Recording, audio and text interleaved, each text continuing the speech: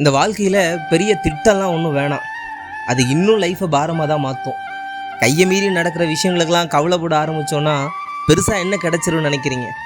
ஆற்றுல விழுந்த இலையும் காற்றுல கயிறிருந்து திரியிற பட்டமும் தனியாக அதுக்குன்னு பாதை தேடுதா என்ன? அப்படிலாம் ஒன்றும் இல்லை. காற்றோட திசையில் பட்டமும் நீரோட திசையில் இலையும் அது பாட்டுக்கு போயிட்டு தானே இருக்குது. இல்லை நான் எதிர் திசையில் தான் போவேன், பயங்கரமாக பிளான் பண்ணி சூழ்நிலையெல்லாம் புரிஞ்சுக்காமல் நான் என் பாட்டுக்கு தான் போவேன்னு போனால் இலையும் சரி பட்டமும் சரி அது கிழிஞ்சிருந்தானே. லைஃப்பும் கிட்டத்தட்ட அப்படி தான். ஏற்றுக்க பழகணும். முடியாதுன்னு அடம் பிடிச்சோம்னு வைங்களேன், நிறைய இடங்களில் உடைய வேண்டியிருக்கும், நிறைய காயப்பட வேண்டியிருக்கும்.